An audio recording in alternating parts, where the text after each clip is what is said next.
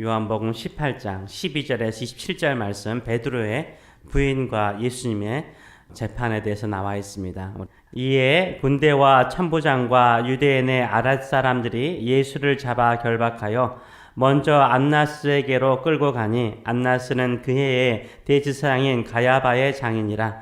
가야바는 유대인들에게 한 사람이 백성을 위하여 죽는 것이 유익하다고 공고하던 자라라.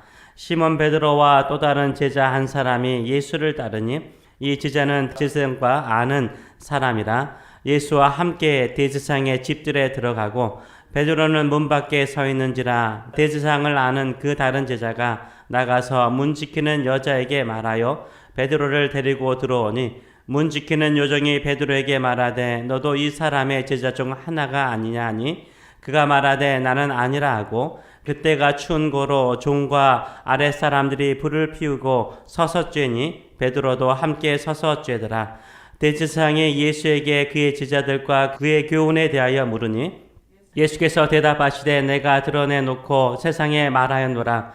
모든 유대인들이 모이는 회당과 성전에서 항상 가르쳤고 은밀하게 아무것도 말하지 아니하였거늘 어찌하여 내게 묻느냐? 내가 무슨 말을 하였는지 들은 자들에게 물어보라. 그들이 내가 하던 말을 아느니라.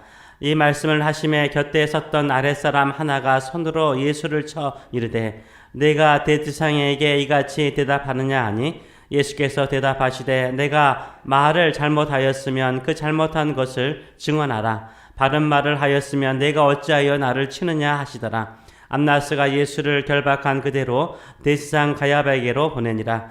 시몬 베드로가 서서 불을 쬐더니 사람들이 묻되 너도 그 제자 중 하나가 아니냐? 베드로가 부인하여 이르되 나는 아니라 하니, 대제사장의 중 하나는 베드로에게 길을 잘린 사람의 친척이라. 이르되 내가 그 사람과 함께 그 동산에 있는 것을 내가 보지 아니하였느냐? 이에 베드로가 또 부인하니 곧 닭이 울더라. 아멘. 오늘 이 말씀을 가지고 따뜻한 불을 쬐다고 추위가 사라지는 것은 아닙니다. 따뜻한 불을 쬐다고 추위가 사라지는 것은 아닙니다. 라는 제목으로 같이 은혜를 나누기로 합니다. 예수님께서 붙잡혀서 대제사장 안나스에게 신문을 받는 장면이 나와 있습니다. 또한 베드로가 예수님과 아무런 관련이 없다라고 3번을 부인하는 장면이 나와 있습니다. 예수님은 살벌한 분위기 속에서 치조하는 것이기 때문에 살벌한 분위기 속에서 신문을 받고 있습니다. 그런데 어떤 모습입니까? 어떤 모습이 느껴지나요? 예수님은 당당하셨어요. 당당하셨어요. 그들은 예수님을 이미 죽일 계획을 가지고 있었습니다. 그럼에도 불구하고 예수님은 당당하셨습니다. 예수님은 대제사장 앞에서 아주 당당하셨습니다. 질문에 대해서 내가 은밀하게 말한 적이 없다. 내 말을 들은 사람에게 네가 직접 물어봐라. 라고 당당하게 말씀하셨습니다. 이런 당당한 예수님의 모습을 보고 아랫사람, 이 아랫사람이라는 것은 종을 말하는 것이 아니라 이 호위병을 말합니다. 이 경비병을 말하는 거예요.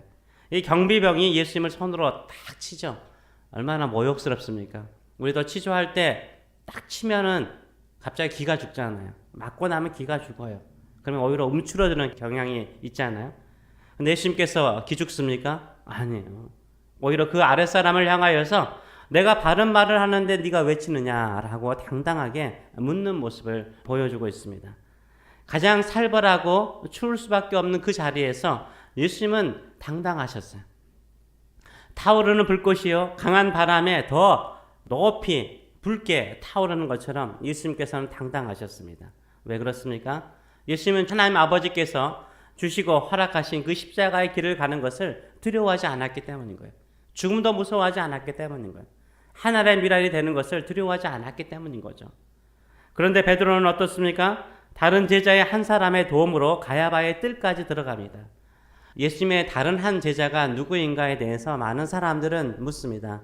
요한복음에는 요한 자신을 표현하는 말을 직접 이렇게 표현하지 않아요.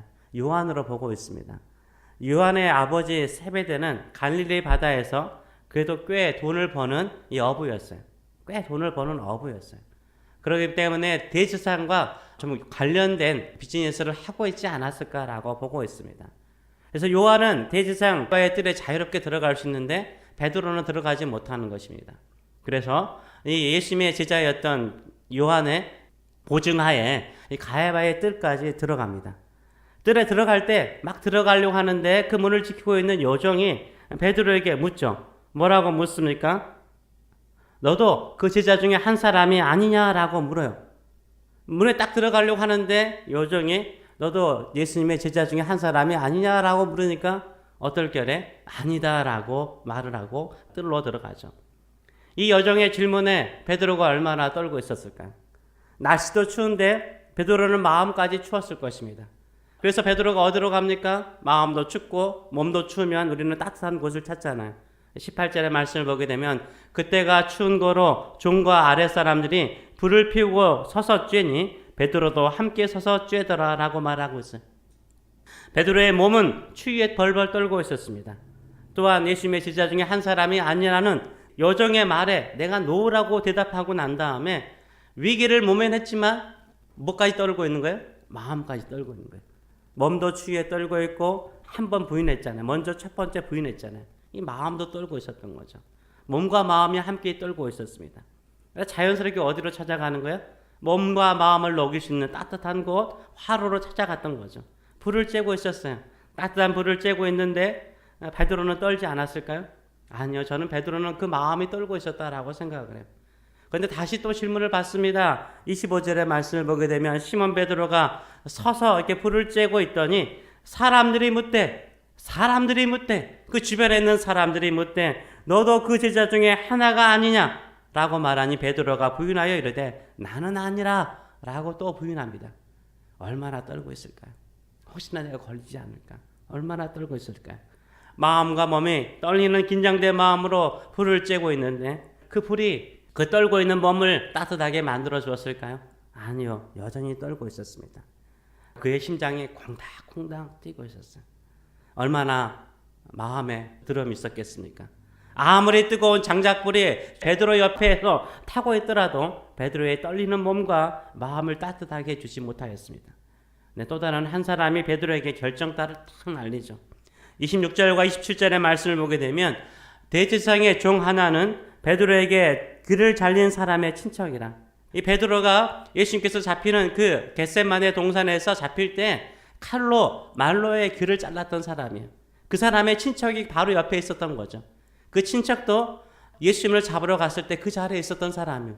그러니까 자기의 친척 말로의 귀를 잘랐으니까 베드로를 똑똑하게 기억하죠. 그래서 똑똑하게 기억한 그 친척이요 어떻게 합니까? 베드로에게 말하기를 내가 그 사람과 함께 예수님과 함께 동산에 있는 것을 내가 똑똑히 보았는데 라고 묻는 거예요. 이때 베드로가 아니라고 부인하죠. 이때 닭이 울었다라고 말하고 있습니다. 베드로가 예수님께서 잡히신 다리에서 대제사장의 종 말고의 귀를 잘랐습니다. 이것을 똑똑하게 기억한 사람이 결정적인 말을 날리자 그는 그 떨고 있는 마음으로 예수님을 부인하는 모습을 보여주고 있습니다. 아무리요 따뜻한 장작불도요 베드로의 떨리는 몸과 마음을 따뜻하게 해주지 않았어요. 오히려 예수님을 3번이나 부인하는 어처구니 없는 상태까지 떨어지는 것을 우리가 볼 수 있습니다. 우리는 어떻습니까? 예수님처럼 당당하십니까? 가장 살벌한 가야바의 법정에서 당당하신 예수님처럼 당당하게 믿음으로 살아가십니까? 아니면 아무리 따뜻한 화로가에 있더라도 비겁하게 부인하고 또 부인하지는 않습니까? 베드로가 예수님을 부인하는 곳은요 추운 날씨에 불을 쬐고 있는 곳이었습니다. 저는 왜 이 불을 쬐다라는 말을 자주 몇 번을 강조할까라는 생각을 해봐요. 베드로는 추운 날씨에 몸만 추웠던 것이 아니죠. 너도 예수님의 제자 중에 한 사람이 아니냐라는 질문에 이미 그 첫 번째 질문에 베드로의 마음은 떨고 있었어요. 베드로의 마음은 떨고 있었어요. 몸과 마음이 함께 떨고 있었어요. 함께 떨고 있었기 때문에 장작불을 찾았습니다. 그러나 그 장작불도 베드로의 몸과 마음을 그 떨고 있는 베드로의 몸과 마음을 따뜻하게 해주지 못하였습니다. 우리도 그렇습니다. 내 인생이 춥다고요? 따뜻한 장작불 곁에 간다고 다 해결되는 것 아니에요. 내 인생이 춥다고 예수님을 부인한다고 내 마음의 두려움이 사라지는 것도 아니에요. 적당하게 예수님과 거리를 둔다고 해서 내 신앙생활이 편해지는 것 아니에요. 오히려 더 춥고 더 부끄러운 상태까지 떨어지는 경우를 우리가 볼 수 있습니다. 예수님 안에 사는 사람은 십자가의 길을 걸어가는 사람은 당당하게 사는 사람인 줄 믿습니다. 우리 예수님처럼 당당하게 십자가의 일, 고난의 길을 걸어가시는 저와 여러분 되시길 축원합니다. 예수님의 사랑 안에 거하시기 바랍니다. 십자가를 기꺼이 받아들이세요. 두려워하지 마세요. 비겁하게 신앙생활하지 마세요. 믿음대로 사는 것이 무엇이 잘못입니까?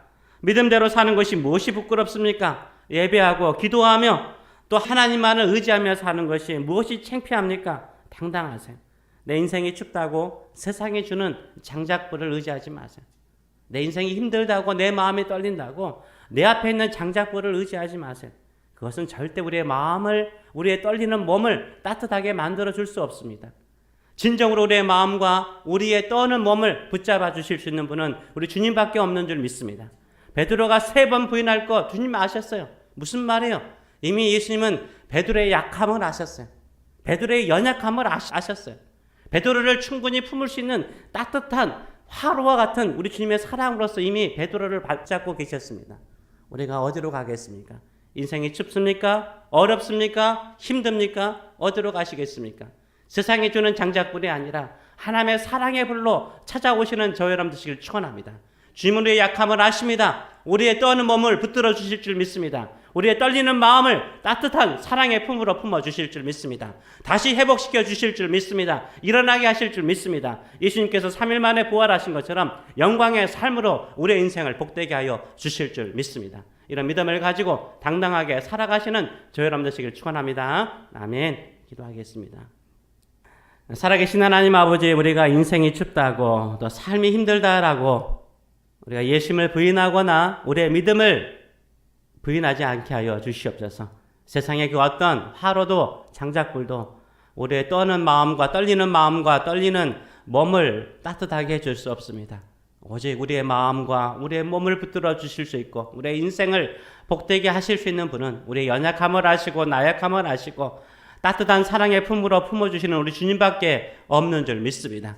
그래서 오늘 또 주의 품으로 왔습니다. 우리의 약함, 연약함, 부족함 주여 주의 사랑의 품으로 녹여주시옵소서. 주의 사랑의 품으로 녹여주시옵소서. 따뜻한 주의 사랑 안에서 다시 한번 회복되어지게 하여 주시고 하나님 아버지 정말 당당하게 이제는 주님과 함께 당당하게 믿음으로 기도하며 사는 믿음의 성도들 될 수 있도록 축복하여 주시옵소서. 감사드리며 예수님의 이름으로 기도하옵나이다. 아멘.